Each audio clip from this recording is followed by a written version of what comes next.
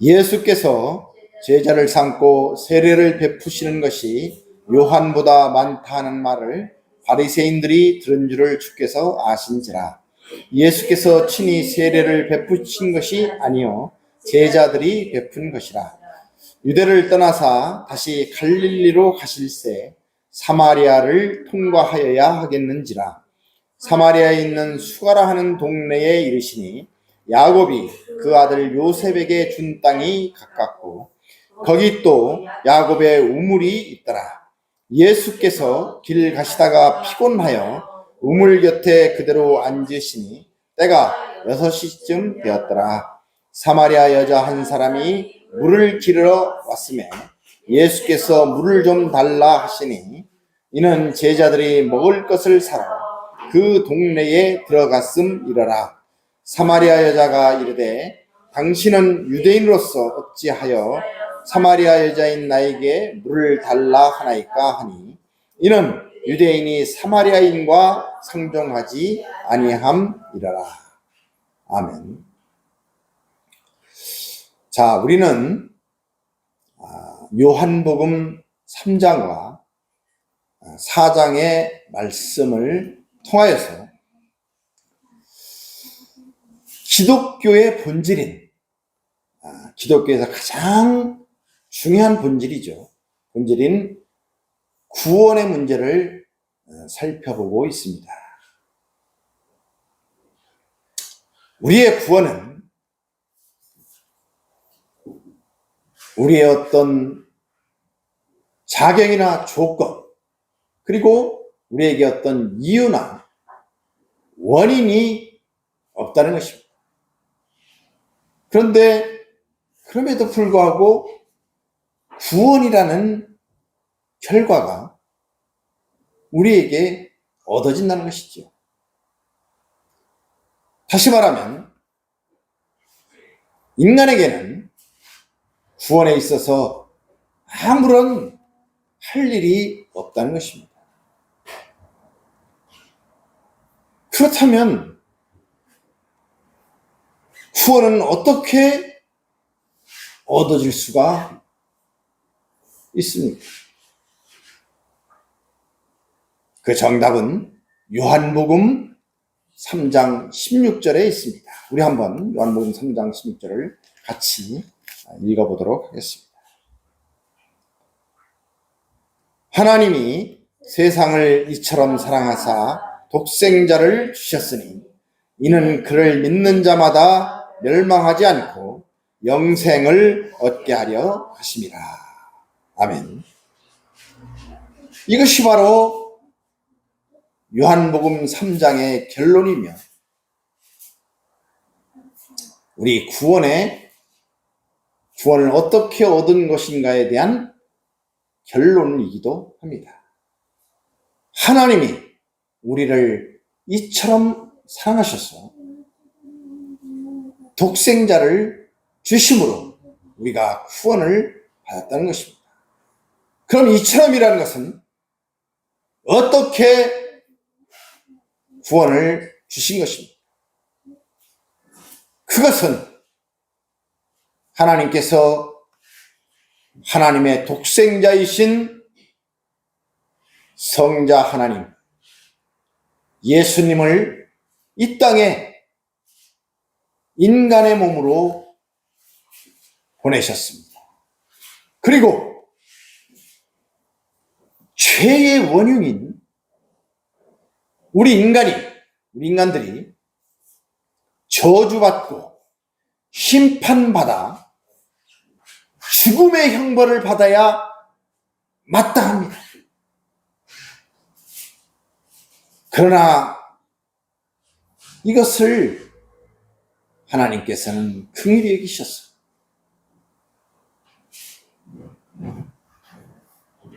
친히 성자 하나님께서 이 땅에 오셔서 우리 대신에 그 형벌을 받으시고 십자가에서 죽기까지 사랑해 주심을, 그래서 우리가 구원을 받았다는 것입니다. 이 구원의 그 감사와 감격이 너무도 감격스러워서 이것을 구체적으로 설명해 주기 위해서 오늘 요한복음 4장에 사마리아 여인을 등장시킴으로써 우리에게 구체적으로 이 내용을, 구원의 내용을 설명해 주고 있는 것입니다. 그럼 우리가 여기서 본문의 말씀을 우리가 구체적으로 살펴보기 전에 간단하게 우리가 이 역사적인 배경을 우리가 살펴볼 필요가 있습니다. 오늘 등장하는 그 인물은 사마리아인이고 사마리아의 수가동네에 사는 한 여인입니다. 그러면은 왜 예수님께서는 사마리아에 있는 수가 지역에 있는 여자 한 사람, 이름도 없는 것이 아니라 이름도 기록되어 있지 않은 그 여자를 찾아감으로써 우리에게 구원을 구체적으로 설명하고 계실까요? 사마리아는 유대인들이 아주 적대시하는, 그리고 경멸하고 혐오하는 그런 사람들입니다. 여기에는 역사적인 배경이 있습니다. 이스라엘은 솔로몬 왕 이후로 분열이 되었습니다. 남북으로 나뉘었죠. 사울 왕이 초대 왕이었고, 그 다음에 다윗 왕, 그리고 그 다음이 솔로몬 왕이었습니다.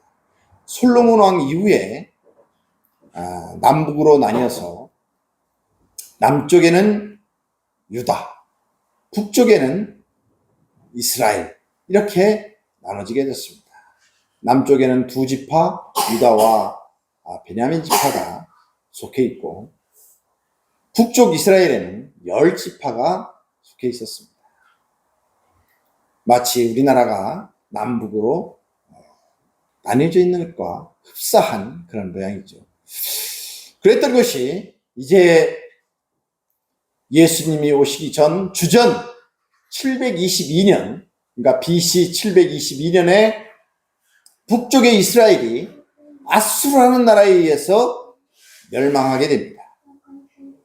그리고 남쪽 유다는 그로부터 얼마 후에 주전 583년, BC 583년에 바벨론이라는 나라에 의해서 멸망당하게 되죠. 그리고 결국에는 바벨론이 아수르라는 나라를 차지하게 됩니다. 그래서 식민지화가 된 바벨론 아래에서 남유다와 북이스라엘이 통일되는 그러한 참으로 비극적인 상황이 이루어지게 됩니다. 그런데 북이스라엘에 속해 있는 사마리아는 아수르가 이스라엘을 정복하고 나서 혼혈 정책을 쓰게 됩니다. 혼혈 정책이라는 것은 그 사마리아의 여러 관리들이나 덕망 있는 사람들은 모두 붙잡아서 아수르로 데려가고, 그곳에는 대부분 평민들이 남아있게 됐죠. 그런데 이곳에 아수르인들을 보내서 정착시켜야 됩니다. 그리고 아수르인과 남아있는 이스라엘 민족이 서로 결혼을 하게 되는 것입니다. 그를 통해서 아수르를 혼합하는, 그래서 이스라엘 민족의 정체성을 파괴하는 그런 정책을 쓰게 되는 것이죠. 이것은 마치 우리나라가 일제강점기에 일본과 우리나라를 하나로 만들기 위해서 내선일체라는 그런 정책을 쓰게 됩니다. 민족의 정체성을 파괴하기 위해서 우리 언어를 사용하지 못하게 하고 또 창씨 명을 하고 뭐 이런 일들을 하죠. 이것과 흡사한 그런 정책입니다. 그를 통해서 많은 혼혈인들이 태어나게 됩니다. 이제 남유다는 바벨론에서 이제 정복당하고 70년 후에 귀환하게 됩니다. 포로가 귀환하게 되는데, 그래서 다시 예루살렘으로 이제 돌아오게 됩니다. 그랬을 때에 유다인들은 이 사마리아인들을 아주 경멸합니다. 피가 섞였다는 거죠. 민족의 순수성이 파괴됐다는 것입니다. 그래서 어느 정도까지 경멸하느냐? 예수님 시대에 이때 오면 사마리아인을 집안에 들이면 그 자녀들을 노예로 삼았습니다. 또한 사마리아인과 음식을 같이 먹게 되면 마치 율법의 돼지고기를 먹은 것과 똑같은 죄인을 취급했습니다. 그들은 율법에서, 이스라엘 사람들은 율법에 돼지고기를 먹지 못하게 돼 있기 때문에 지금도 돼지고기를 먹지 않습니다. 그래서 돼지고기를 먹는 사람을 죄인 취급을 하죠. 그런데 그렇게 똑같이 여겼던 것입니다. 그래서 예수님이 이때 당시에도 우리가 지금 본문에서 읽은 4장 3절에서 4절에 보면 유대를 떠나서 다시 갈릴리로 가실새 사마리아를 통과하여야 하겠는지라 이렇게 되어 있습니다. 갈릴리로 가려면, 갈릴리는 그 변방에 있었는데요, 예루살렘에서 갈릴리를 가려면 사마리아를 통과해야 됩니다. 지금 마치 우리나라가 지금 서울에서 신의주를 가려면 평양을 통과해서 가는 것과 같은 비슷한 내용이죠. 그런데 얼마나 싫어했으면 예루살렘에서 갈릴리를 가는데 사마리아를 통하지 않습니다. 돌아서 갑니다. 직접 가면은 3일 정도가 걸리는데 돌아서서 걸어가면은 6일이 걸립니다. 배 이상의 시간이 걸림에도 불구하고 사마리아 지역으로 통과하지를 않는 것입니다. 그러니까 우리나라로 말하면 신의주를 가는데 서울에서 한경도로 돌아서 가는 그런 격이 되고 있는 것입니다. 얼마나 서로가 적대시하고 경멸하였는지를, 혐오했는지를 알 수 있는 대목이죠. 그런데 오늘 예수님께서는 바로 그 사마리아 지역을 찾아 가시는 것입니다. 통과해서 가시는 겁니다.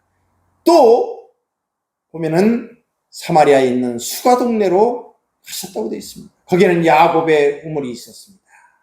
여기에는 또 역사적인 배경이 있는 것입니다. 창세기 33장 18절에서 20절 말씀을 우리 한번 보도록 하겠습니다. 같이 읽도록 하겠습니다. 야곱이 밧단 아람에서부터 평안히 가나안 땅 세겜 성읍에 이르러 그 성읍 앞에 장막을 치고 그가 장막을 친 밭을 세겜의 아버지 하몰의 아들들의 손에서 백시타에 샀으며 거기에 제단을 쌓고 그 이름을 엘렐로헤 이스라엘이라 불렀더라. 아멘. 바로 야곱이 외삼촌 라반의 집에서 20년 만에 돌아와서 처음에 정착했던 곳이 세겜인데요. 그 세겜에 있는 밭을 100크시타를 주고 샀다는 것입니다. 바로 그 지역이 바로 오늘 예수님이 통과하시는 그 수가 지역입니다. 그 수가라는 의미가 어떤 뜻이냐면 돈을 지불하고 샀다는 의미예요. 그렇다면 이것의 영적인 의미는 무엇입니까? 그것은 바로 예수님께서 우리를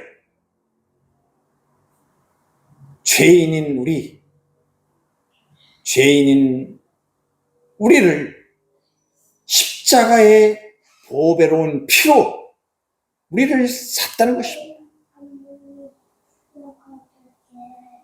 그런 의미를 여기서 내포하고 있는 것입니다. 그런데 창세기 48장 21절 22절 말씀을 한번 우리가 보도록 하겠습니다. 같이 읽겠습니다. 이스라엘이 요셉에게 또 이르되 나는 죽으나 하나님이 너희와 함께 계시사 너희를 인도하여 너희 조상의 땅으로 돌아가게 하시려니와 내가 내게 내 형제보다 세겜 땅을 더 주었나니 이는 내가 내 칼과 활로 아모리 족속의 손에서 빼앗은 것이니라. 아멘. 여기 보면은 우리 지금 현재 요한복음 4장 5절에서 본문에서 사마리아에 있는 수가라는 동네에 이르시니 야곱이 그 아들 요셉에게 준 땅이 가깝고 이렇게 되어 있습니다. 바로 이 땅을 야곱이 요셉에게 주게 됩니다. 아들 12명 중에 그 한 명 요셉에게 이 땅을 주게 되죠. 그런데 여기에 보면 22절에 보면 내가 칼과 활로 아모리 족속의 손에서 빼앗은 것이니라 이렇게 되어 있습니다. 아까 우리가 봤던 내용 중에는 100크시타를 주고 샀다는 것이지요. 근데 이게 빼앗았다 이렇게 되어 있습니다. 어떤 의미일까요? 이것은 야곱이 100크시타를 주고 그 땅을 사서 후에 아모리 족속의 손에서 칼과 활로 그 땅을 지켜냈다는 그런 의미인 것입니다. 바로 우리도 예수님께서 우리를 그 예수님의 십자가의 보배로운 피로 하나님의 자녀로 사셔서 지금도 우리를 칼과 활로 지켜주시고 보호하고 계심을 믿으시는 역사가 있기를 축복드립니다. 할렐루야! 그리고 이제 그 동네에 야곱의 우물이 있었다는 그런 말씀이죠. 그런데 여자입니다. 예수님이 찾아가는 것은 사마리아 지역에 있는 수가라는 동네의 그 우물에서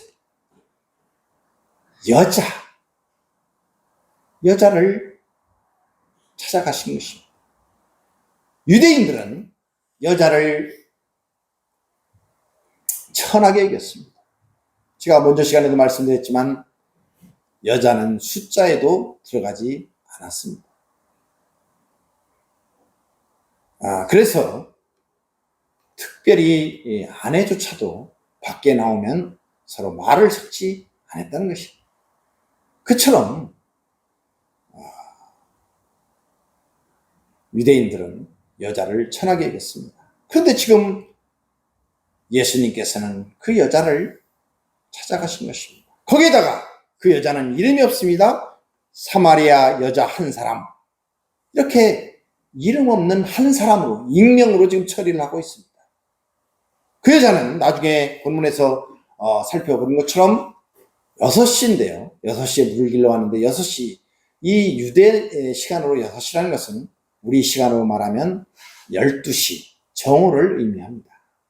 한낮에 그 뜨거운 때에 다른 사람들의 눈을 피해서 물을 기르러 왔던 것입니다. 왜냐하면 그 여자는 부끄러운 그런 과거를 가지고 있는 여자입니다. 결혼을 6번을 했었고 현재 사는 남자도 남편이 아닙니다. 정신. 그냥 동거하고 있는 그런 남자죠. 그렇기 때문에 보통 물을 기르러 올 때 저녁 때에 선선할 때에 많은 동네 사람들과 같이 이렇게 와서 물을 길러가는 그런 것이 이 지역의 관례였습니다만, 그러나 이 여자는 그러한 자기의 부끄러운 모습 때문에 다른 사람들의 눈을 피하여서 한낮에, 태양이 장렬하는 뜨거운 이 한낮에 물을 기르러 올 수밖에 없었던 그런 여자였습니다. 그런데 예수님께서는 바로 이 유대인이 경멸했던 사마리아, 그것도 여자, 또 그것도 가장 천한 한 여자를 친히 찾아가셔서 그를 만나주시고 그를 구원시키는 그러한 장면을 우리에게 구체적으로 보여주시고 계시는 것입니다. 이 여자는 구원받을 만한 아무런 조건도 자격도 없는 여자입니다. 또한 이 여자는 예수님을 알지도 못했고 알기를 원하지도 않았고 알 필요성조차 느끼지 못했던 그런 여자였습니다. 그런 여자를 오늘 예수님께서 친히 가셔서 만나주시고 이 여자를 구원하고 계시는 그러한 모습을 우리가 볼 수가 있는 것입니다. 이것은 바로 우리가 아무런 구원받을 만한 이유도 원인도 자격도 조건도 없음에도 불구하고 예수님께서 이처럼 우리를 사랑하셨어. 십자가에서 우리 대신에 속죄제물로 죽으심으로 우리를 구원하신 그 내용을 우리에게 구체적으로 설명해 주시고 계시는 그러한 대목인 것입니다. 할렐루야. 그런데 왜 예수님께서는 친히 이 여자를 찾아가셨을까요? 그것은 이 여자는, 이 사마리아 여자는 스스로 구원을 받을 만한 아무런 실력을 갖추고 있지 않기 때문이었습니다. 이 여자는 값을 치를 능력이 없었기 때문입니다. 그래서 예수님께서 친히 가셔서 값을 치르고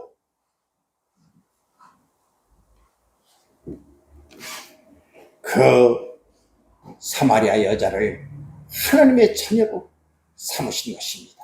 할렐루야.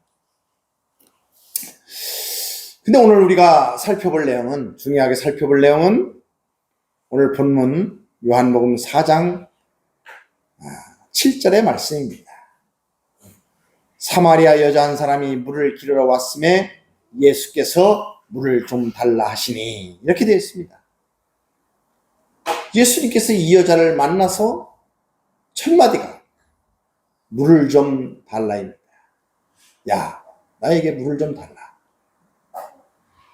왜 예수님께서는 사마리아 여자에게 물을 좀 달라고 하면서 대화를 시작하셨을까요? 여기에는 깊은 하나님의 뜻이 숨겨져 있습니다. 그 바로 6절에 보면 거기 또 야곱의 우물이 있더라. 예수께서 길 가시다가 피곤하여 우물 곁에 그대로 앉으시니 때가 6시쯤 되었더라. 이렇게 되어 있습니다. 그러니까 언뜻 우리가 살펴볼 때에 예수님께서 이 여자에게, 사마리아 여자에게 나에게 물 좀 달라라고 요구하신 것은 예수님께서 피곤하셨기 때문에, 갈증이 있었기 때문에 물을 좀 달라라고 말씀하실 수가 있습니다. 그런데요, 오늘 본문 4장 32절 그리고 34절에 보면 이렇게 되어 있습니다. 이제 그 30절에 제자들이 먹을 것을 사러 동네에 갔다 와서 예수님에게 선생님, 이것을 좀 잡수시죠 라고 구해온 것을 내놨을 때에 예수님께서 답변하시는 내용입니다. 32절에 보면 내게는 너희가 알지 못하는 먹을 양식이 있느니라, 이렇게 말씀하십니다. 그래서 제자들이 33절에 보면 누가 잡수실 것을 갖다 드렸는가? 이렇게 서로 수군거립니다. 그러자 34절에 예수님께서 이렇게 또 말씀하십니다. 나의 양식은 나를 보내신 이의 뜻을 향하며 그의 일을 온전히 이루는 이것이니라. 그것은 육체적인 어떤 먹을 것, 갈급함을 얘기한 것이 아니고 무언가 제자들이 알지 못하는 영적인 의미, 예, 먹을 것을 말씀하고 계시는 것입니다. 마찬가지로 오늘 요한복음 4장 7절에서 사마리아 여자에게 물 좀 달라고 하신 그 예수님의 말씀에는 육체적인 갈급함, 물에 대한 이것보다는 더 깊은 영적인 의미가 있는 것입니다. 그 영적인 의미는 바로 예수님께서 4장 9절에 사마리아 여자의 대답을 원하신 것입니다. 4장 9절의 말씀 다시 한번 우리가 한번 읽어보도록 하겠습니다. 같이 읽어보겠습니다. 사마리아 여자가 이르되 당신은 유대인으로서 어찌하여 사마리아 여자인 나에게 물을 달라 하나이까 하니 이는 유대인이 사마리아인과 상종하지 아니함이러라. 자, 사마리아 여자가 예수님에게 대답을 합니다. 물 달라는 예수님에게 당신은 유대인으로서 어찌하여, 이 어찌하여라는 이 단어가 언뜻 우리가 우리말로 들을 때는 왜라는 의미로 들립니다만 사실은 그 히브리 원문에서 보면은 어떻게라는 그런 의미가 강합니다. 그러니까 이런 뜻입니다. 아니, 당신은 유대인의 선생님인데, 선생님 같아 보이는데 왜 어떻게 나 같은 여자, 당신들이 경멸하는 사마리아인, 거기다가 여자, 거기다가 정오에 한낮에 물을 길어올 수밖에 없는 비천한 여인, 그런 여자에게 물을 달라고 할 수가 없는 상황인데, 그런 처지인데, 내가 그런 처지인 나에게 어떻게 당신이 말을 섞고 물을 달라고 말씀하실 수가 있습니까? 나는 대답인 것입니다. 그런데 4장 10절에 보면 예수님께서 말씀하십니다.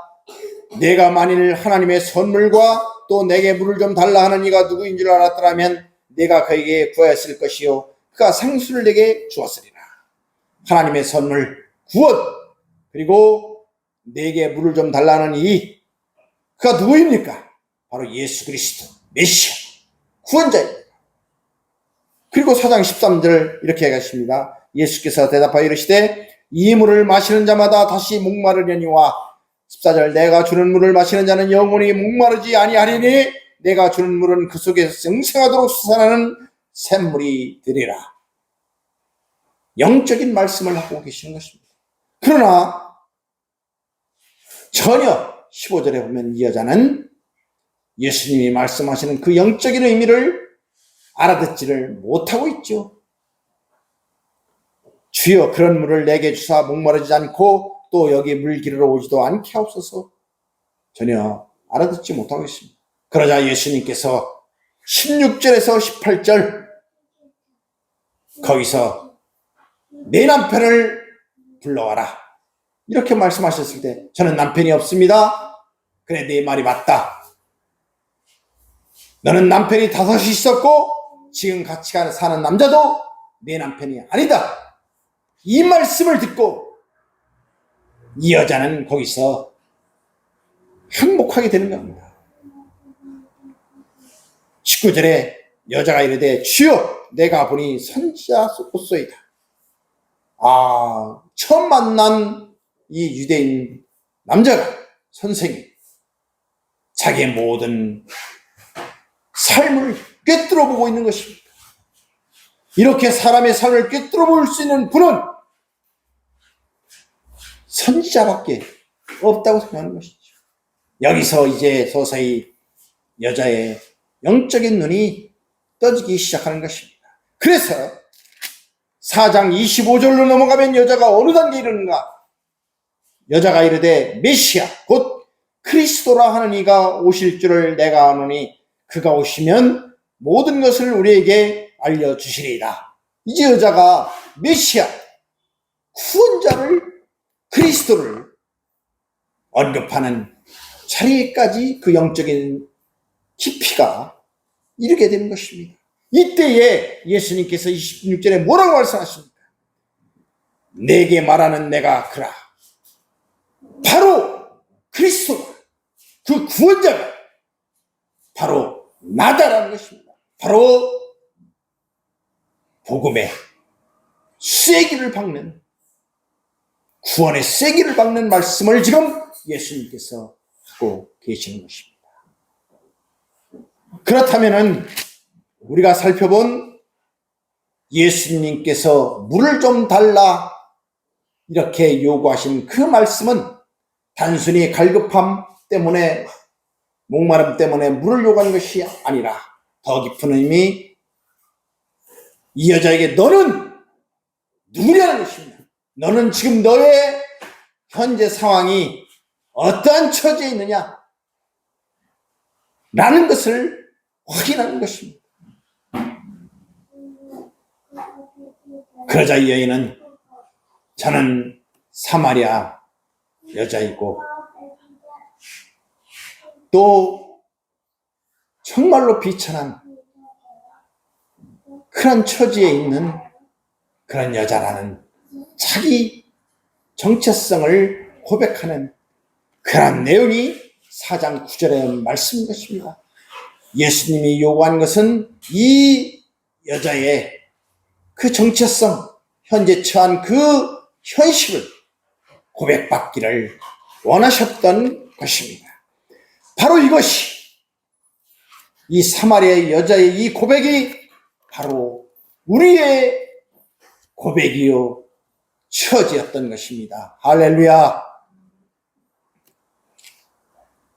자, 이제 우리는 사마리아 여자처럼 아무런 구원받을 조건도 이유도 원인도 자격도 없는 자들이었습니다. 그러나 하나님이 우리를 사랑하셔서, 이처럼 사랑하셔서 우리는 구원받은 자들입니다. 그럼 우리가 구원받은 우리와 구원받지 못한 불신자와의 가장 큰 차이는 무엇입니까? 그것은 바로 우리 구원받은 사람들은 우주 만물이 어떻게 창조되었고 인간은 어떻게 만들어졌으며 인간은 왜 지금 이렇게 비참한 고통스러운 삶을 우리가 살아야 되는가를 알고 있는 자들입니다. 그것은 바로 우리 인간의 죄로 인한 결과라는 것을 우리는 정확히 알고 있는 자들입니다. 그리고 우리는 우리가 자랑할 것은 오직 하나, 예수 그리스도뿐이라는 것을 알고 있는 자들입니다. 우리는 세상의 그 어떤 모든 것들도 바울 사도가 고백한 것처럼 배설물처럼 여기는 그런 자들인 것입니다. 세상에 있는 모든 것들, 이것들은 모두 배설물과도 같다고 생각하는 그런 우리는 구원받은 자들인 것입니다. 그래서 그 이름하여 우리를 하나님의 자녀, 그리스도를 따르는 그리스도인, 천국의 백성, 이렇게 불리는 것입니다. 지금 이것을 깨닫게 하기 위하여 예수님께서는 친히 가장 비천한 자리, 사마리아에 있는 수가성에 그 야곱의 우물가에 물길러 온 그 익명의 여자를 친히 찾아가셨던 것입니다. 그리고 그 여자에게 물을 달라 하시고 그 여자를 구원시켰던 것입니다. 할렐루야! 우리는 바로 그 예수님의 보배로운 피를 통하여서 구원받은 예수님의 피를 값주고 사신 그런 하나님의 자녀들입니다. 그리고 지금도 하나님은 우리를 칼과 활로써 우리를 지키고 계시는 것입니다. 왜 하나님께서는 우리를